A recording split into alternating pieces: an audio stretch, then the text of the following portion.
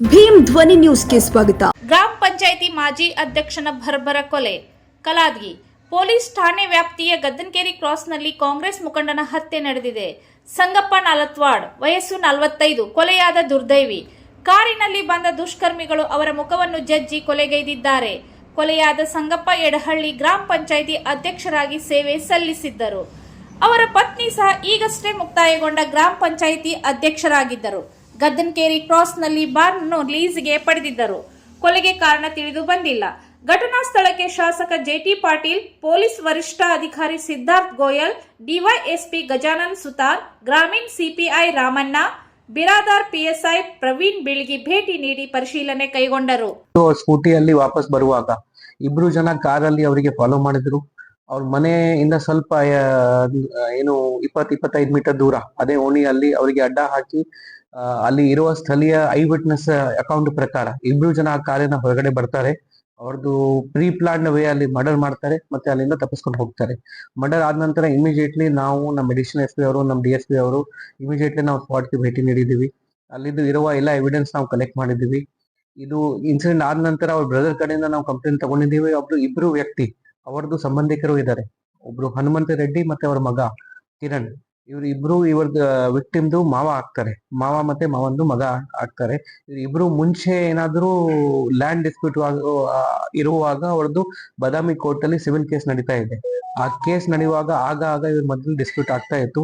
ಅವ್ರ brother complaint ನಮ್ಗೆ ಸಂಶಯ ಪಡೆದಿದ್ದಾರೆ ಕಿ ಅವ್ರದ್ದು ಕೈವಾಡ ಅಥವಾ ಅವ್ರದ್ದು ಇನ್ವಾಲ್ವ್ಮೆಂಟ್ ಈ ಕೇಸಲ್ಲಿ ಇರಬಹುದು. ಆ ಆಂಗಲ್ ಕೂಡ ನಾವು ಎಕ್ಸ್ಪ್ಲೋರ್ ಮಾಡ್ತಾ ಇದ್ದೀವಿ. ಅದ್ರ ಜೊತೆಗೆ ಎಲ್ಲಾ ರೀತಿ CCTV ಚೆಕ್ ಮಾಡೋದು, ಮೊಬೈಲ್ ಎವಿಡೆನ್ಸ್ ಚೆಕ್ ಮಾಡೋದು, ಅವರಿಗೆ ಮುಂಚೆ ಯಾರ ಜೊತೆ ಟಚ್ ಇತ್ತು, ಆ ದಿನ ಅವ್ರದ್ದು ಹಿಸ್ಟ್ರಿ ಏನಿತ್ತು, ಎಲ್ಲಿ ಹೋಗ್ತಾ ಇದ್ದು, ಯಾರು ಫಾಲೋ ಮಾಡ್ತಾ ಇದ್ದು, ಎಲ್ಲಾ ರೀತಿ ನಾವು ಕವರ್ ಮಾಡ್ತಾ ಇದ್ದೀವಿ. ಈಗಾಗಲೇ ನಾವು ಮಲ್ಟಿಪಲ್ ಟೀಮ್ಸ್ ಫಾರ್ಮ್ ಮಾಡಿದ್ದೀವಿ.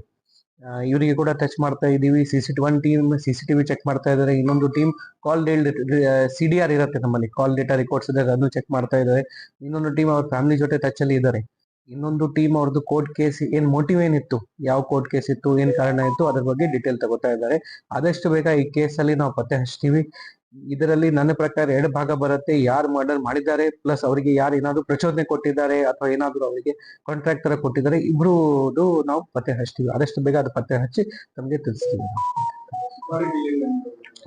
ಅದನ್ನು ಹೇಳಿದೀನಿ. ಅವರು ಮೋಟಿವ್ ಲಾಸ್ಟ್ ಪಾರ್ಟ್ ಅದನ್ನು ಅದೇ ಇತ್ತು. ಇವರು ಇಬ್ರು ಮೇಲೆ ಫ್ಯಾಮಿಲಿ ಅವರು ಸಂಶಯ ವ್ಯಕ್ತಪಡಿಸಿದ್ದಾರೆ. ಇವರು ಬೇರೆ ಯಾರಿಗೆ ಸುಪಾರಿ ಕಿಲಿಂಗ್ ಅಥವಾ ಆತರ ಏನಾದ್ರು ಹೇಳಿರಬಹುದು. ಸೊ ಈ ಮೇನ್ ಪರ್ಸನ್ ಪ್ಲಸ್ ಯಾರಿಗೆ ಹೇಳಿದ್ದಾರೆ ಎಕ್ಸಿಕ್ಯೂಟ್ ಮಾಡಕ್ಕೆ, ಅವ್ರು ಇಬ್ರು ಟೀಮ್ ನಾವು ಪತ್ತೆ ಹಚ್ತೀವಿ.